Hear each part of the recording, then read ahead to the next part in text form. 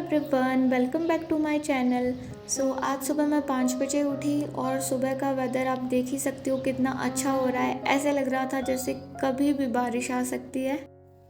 मैंने अपने दिन की शुरुआत सौंफ के पानी के साथ की, क्योंकि स्टडी के साथ साथ हमें अपनी हेल्थ पर भी ध्यान देने की बहुत ज़रूरत है।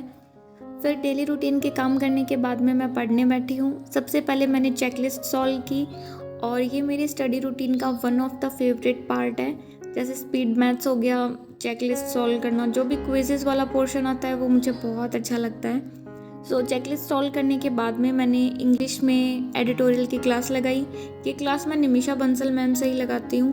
पहले तो मैं वोकैब भी नोट करती थी, पर अभी मैं कुछ दिनों से वोकैब नहीं नोट कर रही हूँ, क्योंकि मैक्सिमम तो मुझे ऐसे लग रहा है कि रिपीट ही हो रही है और कभी कुछ नई आती है तो वो ऐसे है कि वो बहुत दिनों से कभी एक आती है, वो इतनी इम्पॉर्टेंट मुझे लगती भी नहीं है, तो मैं बस सिंपली उसको वहीं पे याद करके छोड़ देती हूँ। इंग्लिश की क्लास के बाद में मैंने थोड़ी देर के लिए ब्रेक लिया।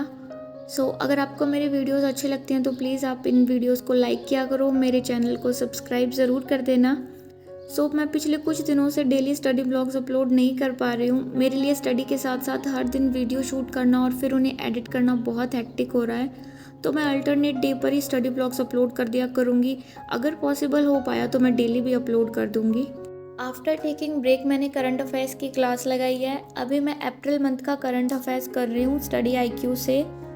करंट अफेयर्स का तो देखो ऐसे है कि कोई भी टीचर ऐसे गारंटी तो ले ही नहीं सकता कि उनके पढ़ाए हुए में से सब कुछ आ जाएगा, क्योंकि अभी तो एग्ज़ाम भी अनप्रेडिक्टेबल होने लग गए। कभी कुछ नहीं कह सकते, कभी वो स्टैटिक पोर्शन का ज़्यादा पूछ लेता है, कभी वो 8 महीने पुराना भी पूछ लेता है। बस मैटर ये करता है कि आपने कितना पढ़ा हो। तो आप पूरा दिन तो करंट अफेयर्स को नहीं लगा सकते हो, तो बस एक टीचर को फॉलो करो, उनकी क्विजेज़ लगाओ। अगर आप 3 से 4 सोर्स फॉलो कर रहे हो, फिर सोच रहे हो कि हाँ अब तो मेरे पूरे में से पूरे आ जाएंगे, तो वो भी कोई गारंटी नहीं है।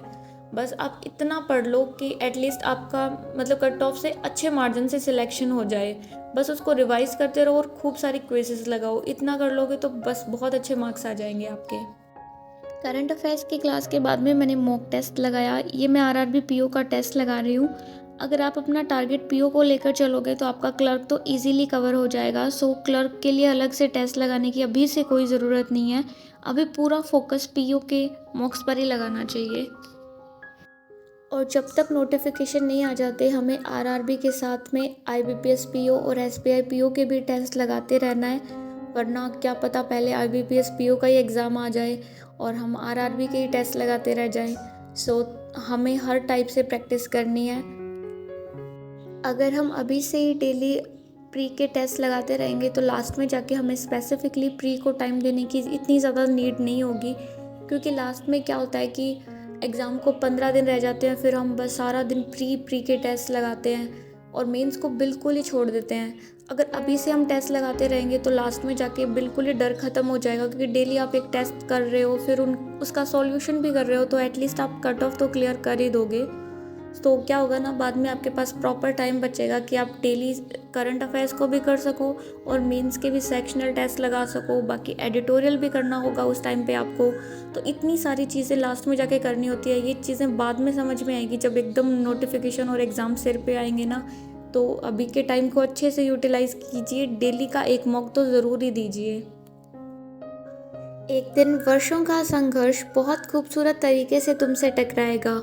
Congratulations to all RCB fans, finally RCB IPL जीत गई। RCB से हमें यही सीखने को मिलता है कि हमें भी लाइफ में कंसिस्टेंट रहना चाहिए। हमें कंसिस्टेंट रहकर पढ़ाई करनी है, हार बिल्कुल नहीं माननी। हर दिन एक जैसा हो ये ज़रूरी तो नहीं, लेकिन अगर हम ऐसे ही कंसिस्टेंट रहे तो एक दिन सफलता हमें ज़रूर मिलेगी। इसी नोट के साथ आज के वीडियो को यहीं पर एंड करते हैं। Thank you so much for watching this video. मिलते हैं नेक्स्ट वीडियो में। Bye bye.